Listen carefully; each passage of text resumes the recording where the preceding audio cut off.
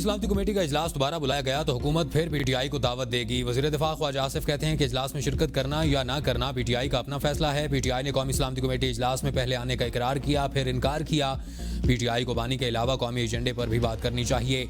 मोहसिन नकवी तबीयत खराबी के बायस 4 हफ्तों से जेर इलाज हैं। पीका एक्ट के तहत कोई गलत बंदा नहीं उठाया जाएगा, कानून के तकाज़ों को पूरा किया जाएगा। सियासतदानों के साथ साथ मीडिया को भी अपने रवैये पर गौर करना चाहिए।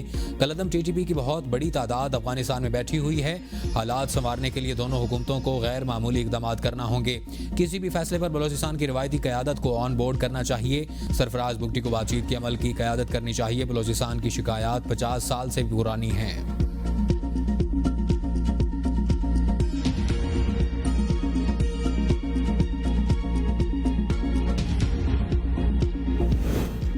एपीसी में शिरकत का फैसला बानी पीटीआई करेंगे। सलमान अकरम राजा की एबीएन के प्रोग्राम सवाल से आगे में गुफ्तगू। कहा, बिलावल भुट्टो की जानिब से हमें इजलास में शिरकत की दावत दी गई। चाहते हैं कि आज़ाद माहौल में हमारी बानी पीटीआई से मुलाकात होती रहे। और बानी ने कहा कि ईद के बाद ज़मीन गर्म करेंगे। सोशल मीडिया पर गर्दिश करते कुछ बयानात बिल्कुल गलत हैं। कुछ मखसूस सोशल मीडिया अकाउंट्स के ज़रिए मुहिम चलाई जा रही है। मुल्क की बका की खातिर तमाम जमातों को फैसला करना पड़ेगा। बाबर अवान का नाम पहले मुलाकात करने वालों की फहरिस्त में शामिल नहीं था।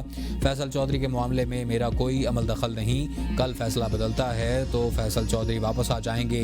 हम समझते हैं बलोचिस्तान के हकीकी नुमाइंदों से बात होनी चाहिए। सिर्फ फॉर्म 47 के ज़रिए लाए गए लोगों से बात नहीं होनी चाहिए।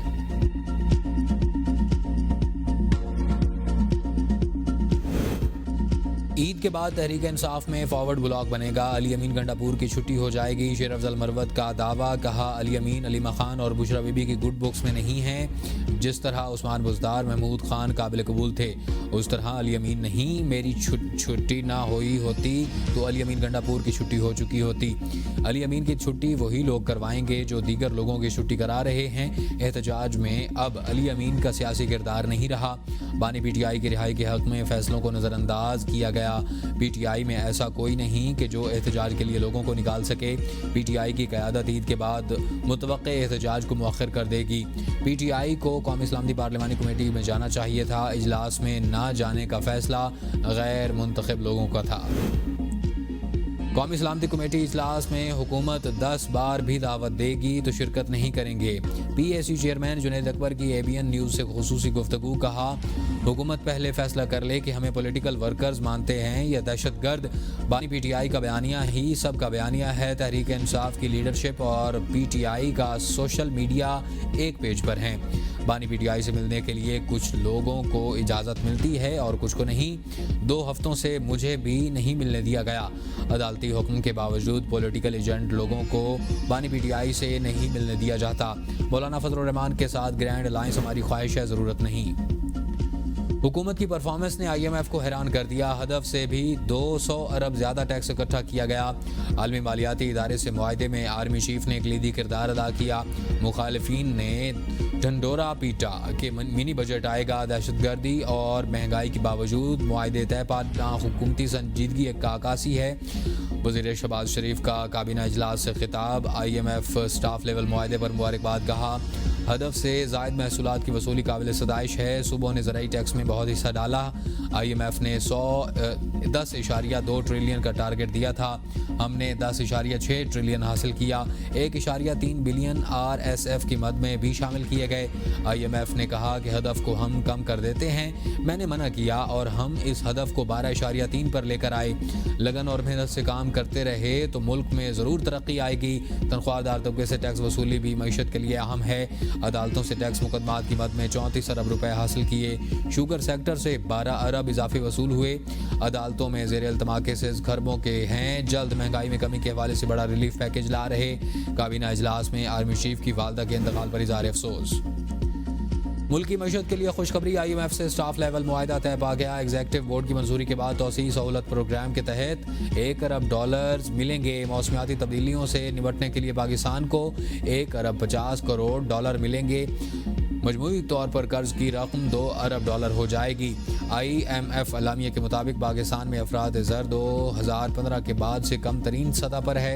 18 माह के दौरान पाकिस्तान ने चैलेंजेस के बावजूद मैक्रो इकनॉमिक इस्तेहकाम की बहाली में पेशरफ्त की पाबंदी की। पाकिस्तान और इक़्तिसादी सूरत हाल बेहतर हुई। इक़्तिसादी सरगर्मियों बतदरीज बढ़ते हुए इसका इम्कान है कि मौलियात से मुताल्लिक़ ख़तरात का ताहाल सामना है। कर्ज प्रोग्राम पर अमल दरामद से तवानाई की निर्खों में कमी आएगी। मौसमियाती तब्दीलियों के असरात से बचने के लिए नया कर्ज प्रोग्राम मुआविन साबित होगा। ज़राई आमदन और इनकम टैक्स की वसूली यकीनी बनाना होगी। सख्त मॉनेटरी पॉलिसी के बायस महंगाई की शरह को कंट्रोल किया जा सकेगा। वफाकी काबीना का पेट्रोलियम मसनूआत की कीमतों में कमी का फ़ायदा बिजली सार्फिन को देने का फैसला। पेगासस में प्लांट्स के मुआहदों पर नज़रसानी की मंजूरी। सोलर इस्तेमाल करने वाले सार्फिन पर इजाफी टैक्स की मंजूरी रोक दी गई है। सोलर नेट मीटरिंग रेगुलेशंस पर मजीद मुशावरत के बाद सिफारिशात दोबारा पेश करने का फैसला। वज़ीर आज़म और वफाकी वज़रा ने पॉलिसी की मुखालफत की। सार्फिन से सिर्फ ₹10 फ़ी यूनिट बिजली की खरीदारी की तजवीज़ थी। वज़ीर तवानाई अवैस लगारी ने कहा कि पुराने नेट मीटरिंग सार्फिन पर नई पॉलिसी का इतलाक़ नहीं होगा। अप्रैल के महीने में ही बिजली की कीमतें कम हो जाएंगी। कमी का ऐलान वज़ीर आज़म करेंगे।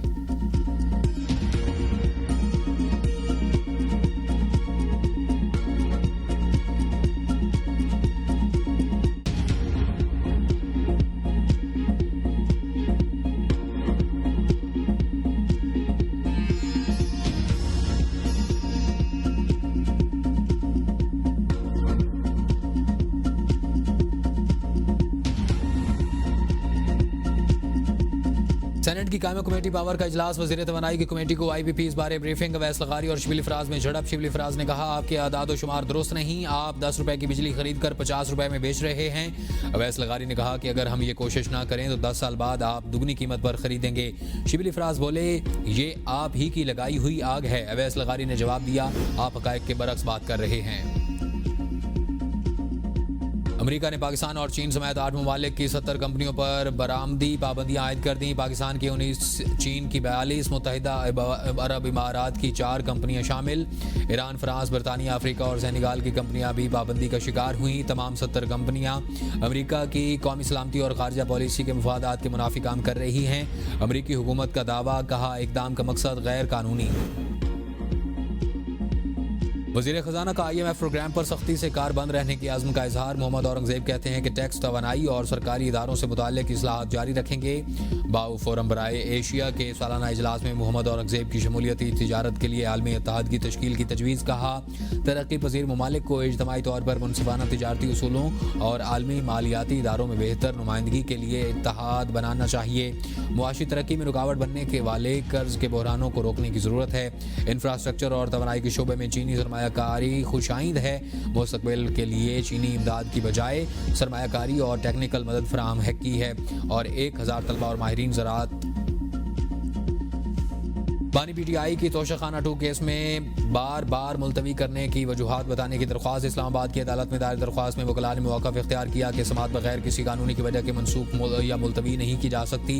FIA अदालत में बानी और उनकी अहलिया के खिलाफ तोशाखाना 2 केस की समात बगैर किसी कार्रवाई 14 अप्रैल तक मुलतवी। बुशरा बीबी की 190 मिलियन पाउंड केस में सजा मुअत्तली की दरख्वास्त पर जल्द समात की सदा। इस्लामाबाद हाई कोर्ट में दरख्वास्त दायर कर दी गई।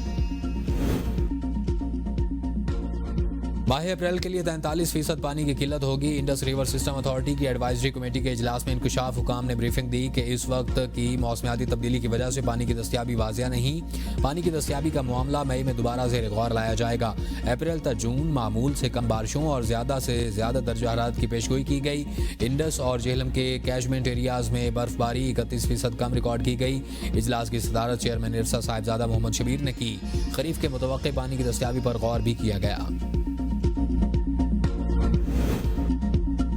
सिंध हाई कोर्ट ने इरसा की तश्कील और नहरों के लिए पानी की दस्तियाबी सर्टिफिकेट के खिलाफ दरख्वास्त पर वफाक और अटॉर्नी जनरल को नोटिस जारी कर दिए। सेनेटर ज़मीर ने मौक़िफ़ अपनाया कि अदालती हुक्म दे चुकी है कि इरसा सिंध के 2 मेंबरान होंगे। और वकील दरख्वास्त गुजार ने कहा कि इरसा की गैर आइनी तश्कील के बायस फैसलों को कोई हैसियत नहीं है। वफाकी रोकन की दरियाए सिंध से नहरें निकालने के खिलाफ पीपल्स पार्टी का मुख्तलिफ शहरों में एहतजाज। पीपल्स पार्टी कारकुनों ने लाड़काना, बदीन, नवाबशाह, गुटकी, जैकबाबाद, कंदकोट, नौशहर, फिरोज, बदीन, थरपारकर और जामशोरों समेत छोटे बड़े शहरों में मुजाहरे किए। मुजाहरीन में ज़िली क़यादत और अरकान असम्बली ने भी शिरकत की। शुरका का कहना था कि दरियाए सिंध से कैनाल्स निकालने का मनसूबा सूबे को बंजर करने की साजिश है, जिसे कामयाब नहीं होने देंगे।